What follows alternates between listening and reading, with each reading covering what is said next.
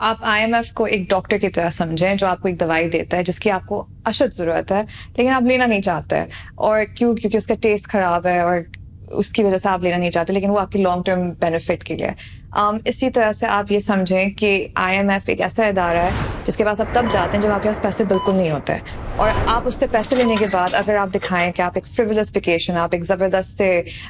خرچے کر رہے ہیں آپ، تو وہ آپ کو بولے گا بھائی میرے پیسے آپ لے کے آپ ایسی زندگی گزار رہے ہو۔ تو آئی ایم ایف کیا چاہتا ہے کہ آپ اپنے ریونیوز، مطلب آپ کی اپنی انکم بڑھائیں، انکم بڑھا کے تاکہ آپ ان کو پیسے واپس دینے کے لیے بھی اتنا کمائیں، اور پھر اتنا کر لیں کہ بعد میں آپ کو بار بار آئی ایم ایف کے پاس نہ جانا پڑے، کیونکہ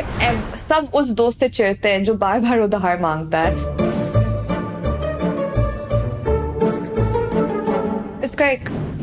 میجر ریزن یہ ہے کہ جو ہمارے ملک میں ٹیکسیشن لاز ہے، کیونکہ ایک انکم کا سورس فار دا گورنمنٹ کی ٹیکسیشن ہے، وہ ٹیکسیشن لاز اتنی اچھی نہیں بنی ہوئی جس سے وہ امیروں سے ٹیکس لے سکیں۔ تو ایسے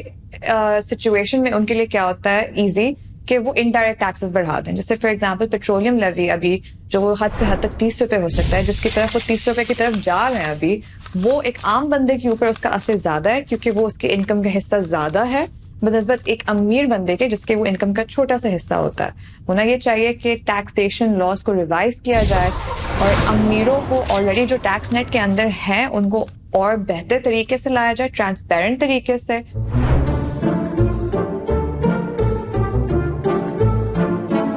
آج کل حالات تھوڑے بہتر ہیں، یہ نہ صرف پاکستان میں بلکہ پورے ریجن میں، کیونکہ افغانستان میں بھی سچویشن صحیح ہو چکی ہے، ڈی ایسکیلیٹ ہو چکی ہے، انڈیا سے بھی ابھی ہمارے نارمل ٹائز ہیں، مطلب ابھی ایگریویٹ نہیں ہوا ہوگا۔ تو ایسے سچویشن میں ہو سکتا ہے کہ ہم دیکھ سکتے ہیں کہ ہم اس بجٹ میں سے بھی اس کو بڑھانا ضروری ہے یا نہیں ہے، اس کو کنسیڈر کیا جا سکتا ہے۔ ہوتا یہ کہ وہ سجیسٹ کرتے ہیں ملٹیپل چیزیں جس میں ڈیفینس بھی انکلوڈیڈ ہوتا ہے۔ وہ یہاں تک انہوں نے سجیسٹ کیا ہے کہ ہمارے کچھ آفیشلس کے ڈیکلریشنز بھی ہوں، ایسے ڈیکلریشنز۔ انہوں نے یہ بھی سجیسٹ کیا ہے کہ there should be a single treasury account تاکہ ہمارے ملک کے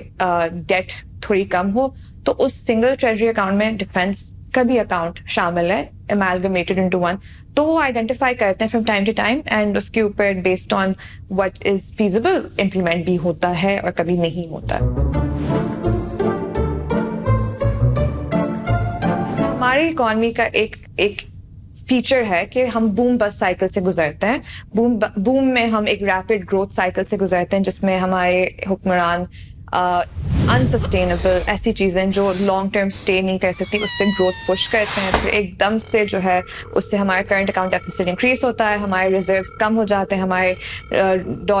ہماری روپی ڈپریشیٹ ہوتا ہے، اور پھر اس کے بعد ہمارے پاس جب ریزروز نہیں ہوتے ہمیں آئی ایم ایف کے پاس جانا ضروری ہو جاتا ہے، اور پھر ہم آ جاتے ہیں بسٹ پہ۔ تو جب بسٹ پہ آتے ہیں تو ہمیں آئی ایم ایف کے پاس تو اب جانا پڑتا ہے۔ تو یہ ایک سائیکل آن اینڈ آف رہتا ہے۔